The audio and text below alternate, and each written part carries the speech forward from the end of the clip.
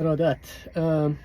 یه سری از دوستان سوال کردن توی دایرکت که یعنی خیلی از سوالات توی دایرکت اینه که گواهینامه ایران میتونیم بیایم، نمیتونیم، کار پیدا میشه نمیشه، ما چطوری میتونیم با گواهینامه پای یک ایران داریم، کارت سلامت داریم، فلان داریم، اینا داریم اونو داریم. من اصلا خیلی کوتاه بهتون میگم عزیزان، گواهینامه ایران و پای یک، یعنی شما بخوای به عنوان راننده بخوای بیا اینجا کار بکنیم قبول نمیکنن.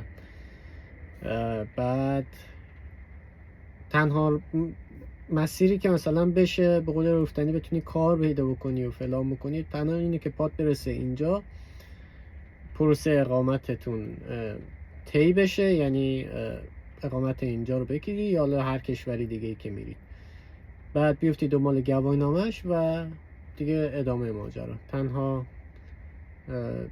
نکته‌ای که میتونم بهتون بگم همینه، یعنی به غیر از این هر کسی هم بیاد بهتون بگی که آره من میتونم جاب آفر بگیرم، میتونم کمکتون بکنم با گواهینامه‌تون برید کار پیدا بکنید، به نظر من چرت و پرت میگه.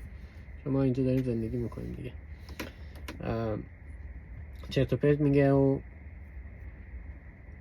فقط میخواد دنبال پولتونه رو بگیره و بعد آخرش هم یه چند تا این ور اونور مثلا الکی اپلای میکنه و بعد آخرش هم میاد میگه نه خب متاسفانه شما رو قبول نکردم فلان اینا، ولی خب شما باید هزینه کارمزد اون بنده خدا رو بدی.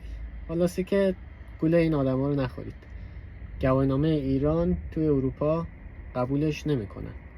حالا حداقل انگلیس، من اروپا رو دیگه جای دیگر رو نمیدونم ولی انگلیس قبول نمیکنه.